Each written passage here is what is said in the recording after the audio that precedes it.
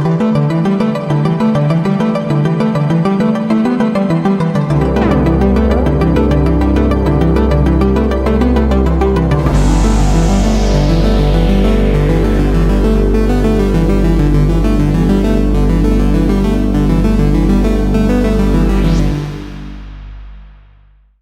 Students, बहुत दफ़ा situations ऐसी होती हैं कि हमें एक्सेल में मुख्तलिफ कमांड्स बार बार करनी पड़ती हैं।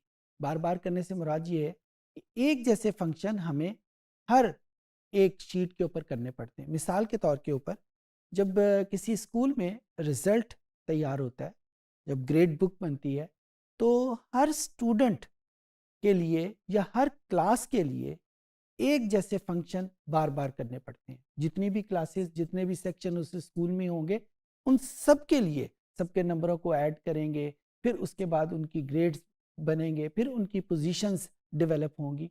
तो एक ही जैसे फंक्शंस हमें बार बार करने पड़ते हैं। इनकम टैक्स के दफ्तर में जब इनकम टैक्स रिटर्न हमारी आती हैं, तो एक जैसे फंक्शंस हर एक क्लाइंट या हर एक रिस्पोंडेंट के ऊपर हमें परफॉर्म करने पड़ते हैं।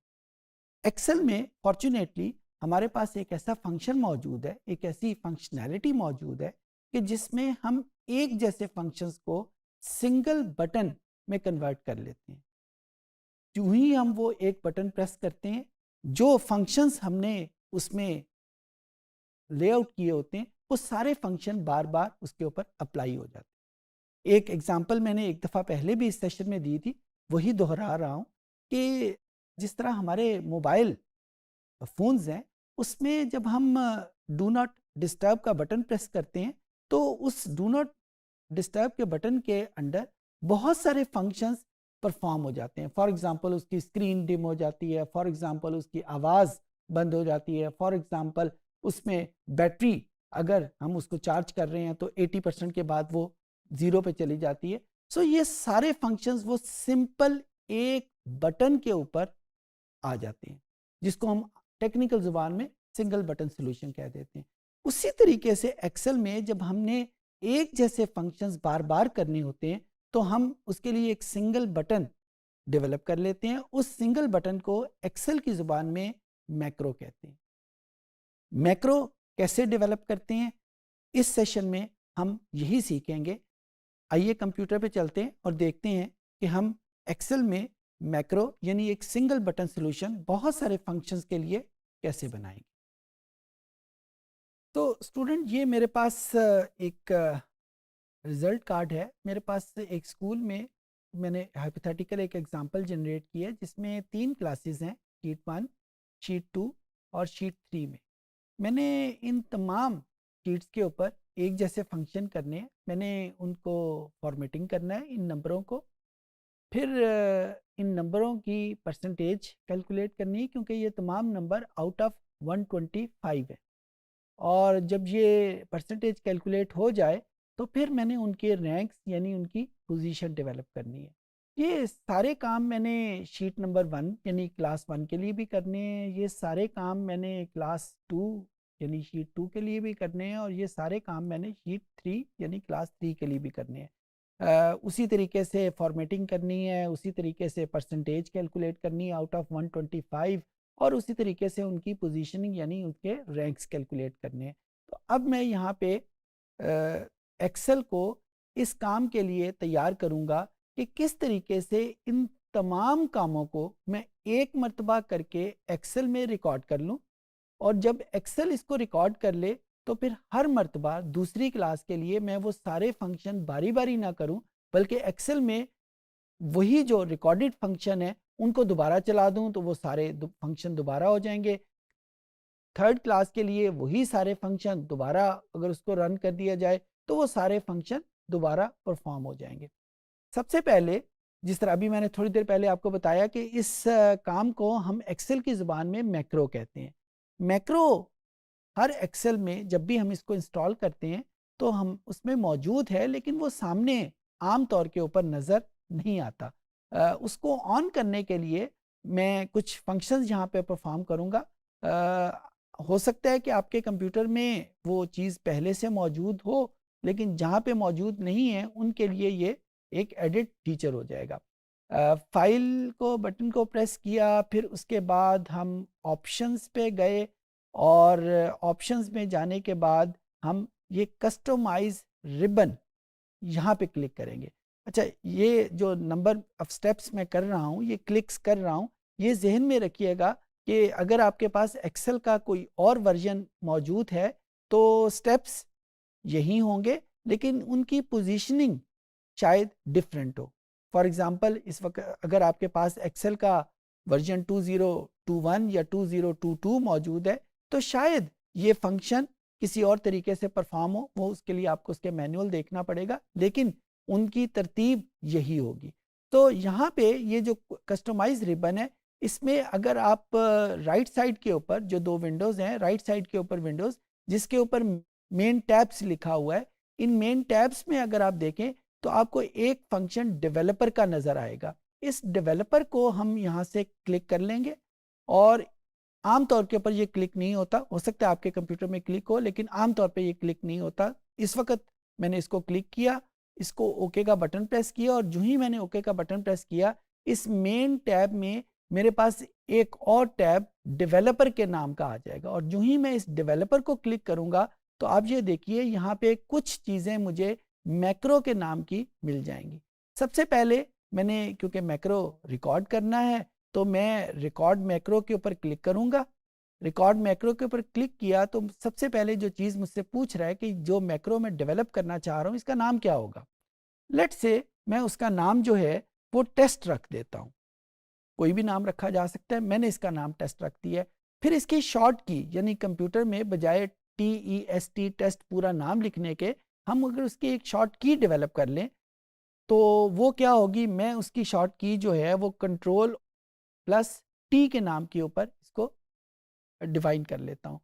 ये मैक्रो कहाँ डिफाइंड होगा, ये इस वर्कशीट है उसके ऊपर डिफाइन होगा। हम इसको एक ग्लोबल लेवल के ऊपर भी डिफाइन कर सकते हैं और इसको लोकल लेवल के ऊपर भी डिफाइन कर सकते हैं। लोकल लेवल का मतलब ये होगा कि जब तक ये शीट ऑन रहेगी वो फंक्शन, वो मैक्रो फंक्शन करता रहेगा, लेकिन जो ही हम इस शीट से बाहर निकलेंगे तो वो मैक्रो काम करना बंद कर देगा। ग्लोबल लेवल ये होगा कि चाहे इस शीट के ऊपर हम हों, चाहे किसी दूसरी शीट के ऊपर हम अप्लाई करें, वो फंक्शन, वो मैक्रो हर मर्तबा अपना काम, अपना फंक्शन परफॉर्म करेगा। इस वक्त मैं इसको इस वर्कबुक के लिए फोकस कर रहा हूँ, यानी लोकल मैक्रो डेवलप कर रहा हूँ। जब ये चीज़ें, इसका नाम और इसकी शॉर्टकट की डिफाइन हो जाए तो फिर हम इसको ओके कर देंगे और जो ही हमने इसको ओके किया, आप नोटिस करेंगे यहाँ पे आपकी स्क्रीन के लेफ्ट बॉटम के ऊपर एक रेडी का बटन और एक बॉक्स नज़र आना शुरू हो जाएगा। ये बॉक्स इस चीज़ की निशानी है कि इस पॉइंट के बाद मैं जो भी कीबोर्ड के ऊपर फंक्शन परफॉर्म करूंगा, एक्सेल उसको रिकॉर्ड कर रही है। वो चाहे फंक्शन सही हो, गलत हो, जैसा भी फंक्शन होगा, एक्सेल उसको रिकॉर्ड कर रही है। तो अब मैं यहाँ पे सबसे पहले इस मार्क्स को मैं कंडीशनल फॉर्मेटिंग करता हूँ।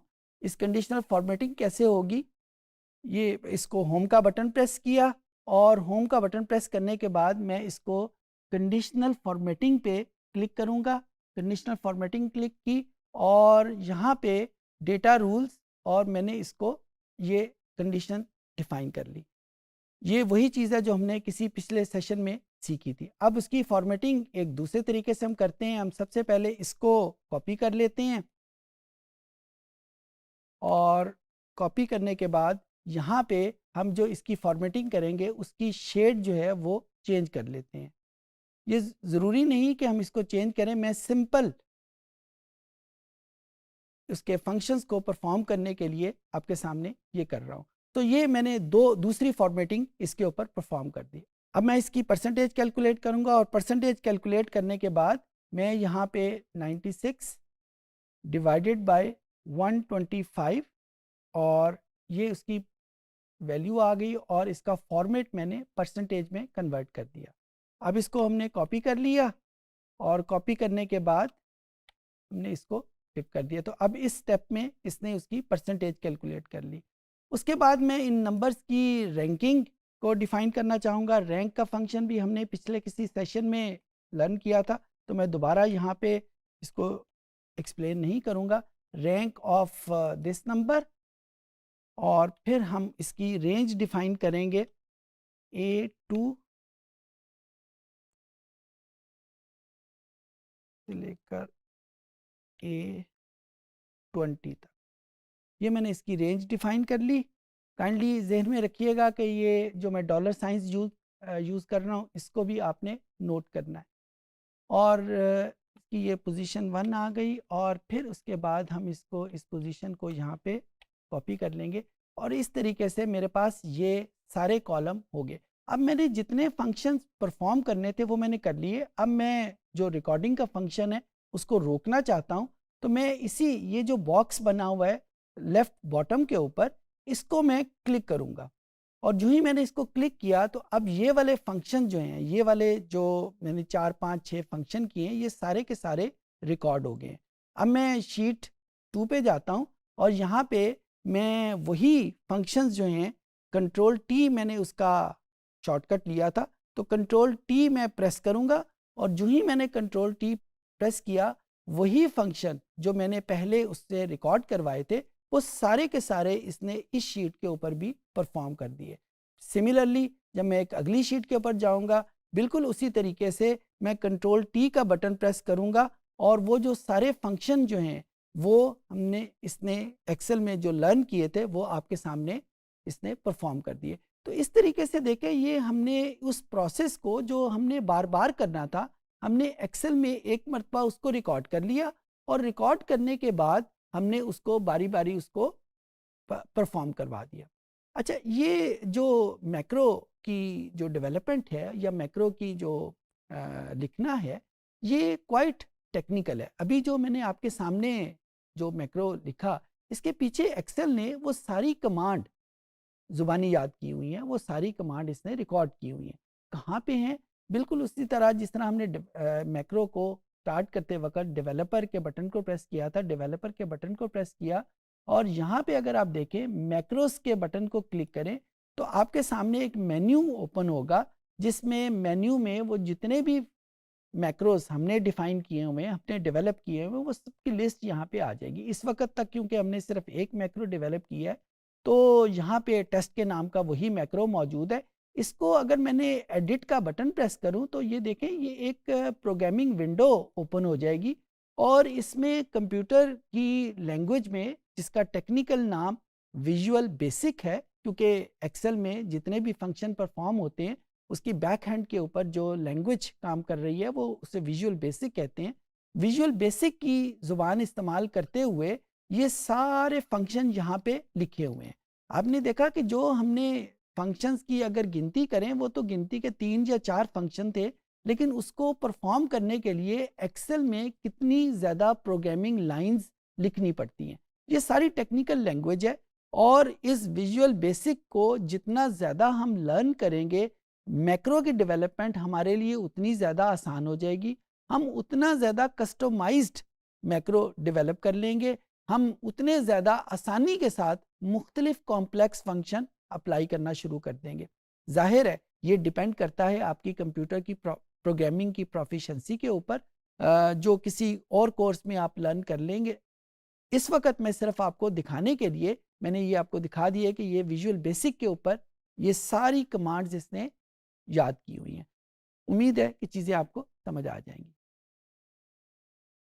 इस सेशन में हमने देखा कि एक्सेल में मैक्रो कैसे डेवलप किए जाते हैं, हम किस तरीके से कुछ फंक्शंस के लिए ऑटोमेशन डेवलप कर लेते हैं, और फिर उस ऑटोमेशन को सिंगल बटन में कन्वर्ट करते हुए हम बारी बारी हर शीट के ऊपर अप्लाई कर देते हैं। बजाय ये कि हम वो सारे फंक्शन बार बार हर एक शीट के ऊपर करें, वो हम एक बटन दबा के हम उसको परफॉर्म कर लेते हैं। आपने देखा कि ये मैक्रो डेवलपमेंट बहुत ज़्यादा कंप्यूटर प्रोग्रामिंग डिपेंडेंट है, लिहाजा इसमें जो एडवांसमेंट है उसके लिए बहुत ज़रूरी है कि आपके पास कंप्यूटर प्रोग्रामिंग का नॉलेज हो। जितना ज़्यादा नॉलेज होगा उतना बेहतर तरीके से आप एक मैक्रो डेवलप कर सकेंगे, उसको हैंडल कर सकेंगे। लेकिन अगर कंप्यूटर प्रोग्रामिंग नॉलेज नहीं भी है तो हम कुछ हद तक मैक्रो डेवलप कर सकते हैं।